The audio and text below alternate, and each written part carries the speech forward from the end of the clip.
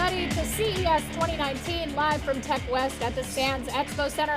I'm Ashley Esqueda, and I forgot my glasses in my hotel room, so this is the only way I can read this teleprompter. But I will take them off now because we can go to this camera. If you follow us on YouTube, you may have seen one of our newest shows, What the Future?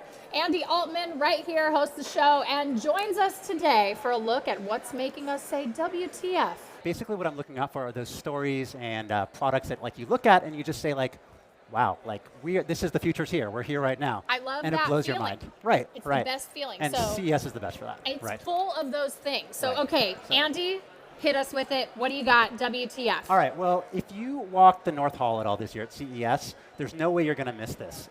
This is the Bell Nexus.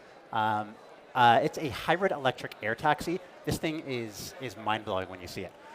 It's just a concept right now, but Bell says that this is going to have a top speed of about 150 miles per hour, right? Wow. That's in the air, and a range of about 150 miles. It seats 4 people right now, plus the pilot. But the plan is that this is eventually going to operate autonomously. So imagine calling your shared ride, on your phone. This thing comes and picks you up, no pilot, and just takes you to your destination. I love it. It's- I want it. I it's got to wild. have it. Yeah, no awkward conversation with your Uber driver. Fantastic, right? Love it. Perfect. Yeah. So Bell hopes to start test flights in 2020. Soon. Right, yeah, that's really soon. And the interesting thing is Bell is actually an aircraft manufacturing partner of Uber.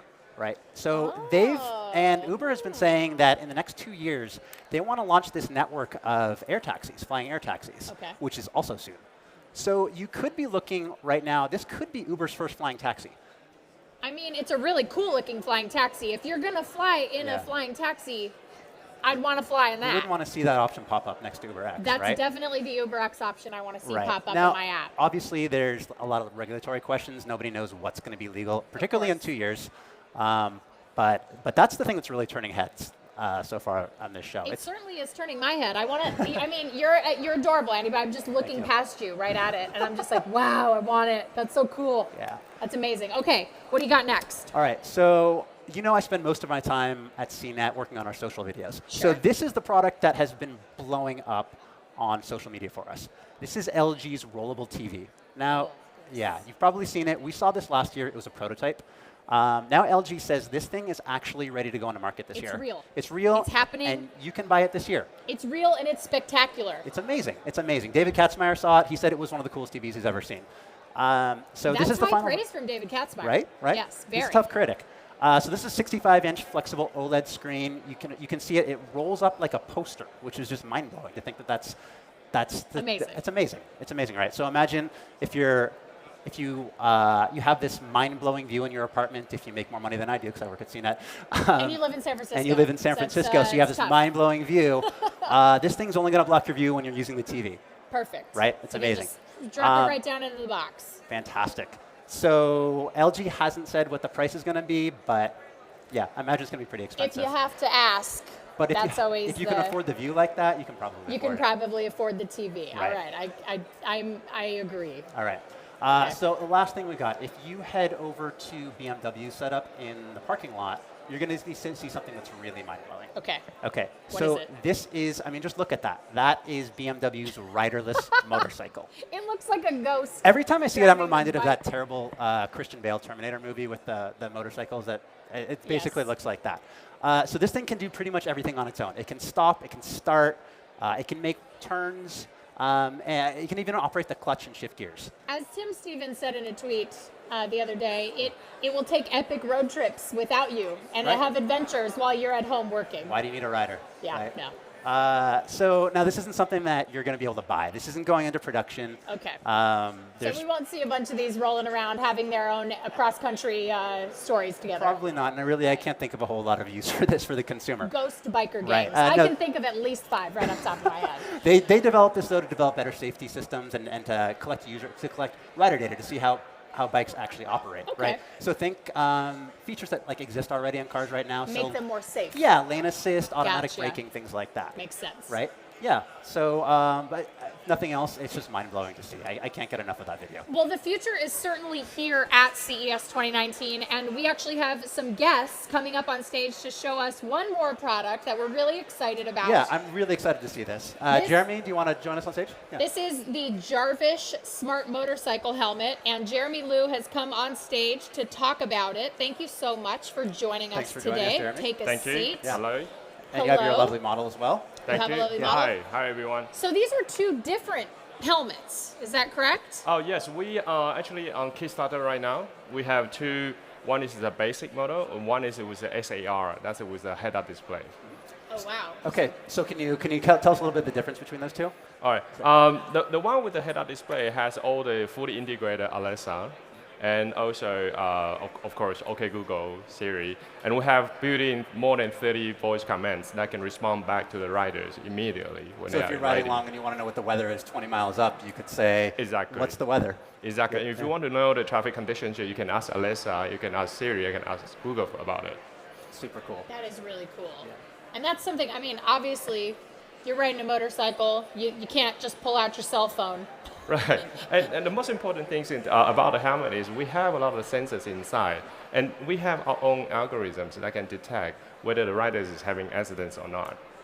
Right. Oh, wow. Normally they have this kind of things on the cell phone, but it's not accurate. So it picks it up ahead of, as the accident is happening. Exactly, Right. exactly. We can go up to accuracy rate up to like 99.9%. Right, so you will not create a false alarm. Right. So the rider can feel somewhat safer. With Exactly, this. exactly. Yeah. They will know someone will be come to save them. And the heads-up display has a rear view as well, right? The head-up display has a rear view, so you can trigger by voice Turn command. that around and show everybody Right. that. That's really Yeah. cool. The head-up display has a rear view, so the head-up display is retractable. You can have the head-up display and ask for the rear view camera by voice command when you need it. Oh wow, so you can say like, hey, show me behind the bike. Yes, exactly. Oh wow, and then that's the camera right there at the bottom of the base of the helmet? Yes, yes. Oh wow, that's amazing. So can we see the heads-up display in action? Can we see that work? Do we need a... Head-up display. Oh, that's super cool. Did we catch? I don't know if they could see that. I don't know if we Try caught it it. one We more might time. have to do it with this one. Turn Let's off see. display. Head-up display. Oh, that's super cool. That's so, really neat.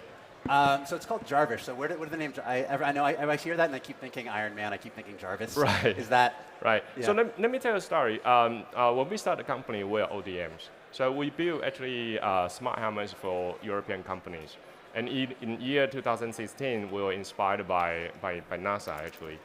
We want to create a space helmet. But at the end, we found out that it is almost impossible to make the financial returns by selling only a few space helmets to NASA.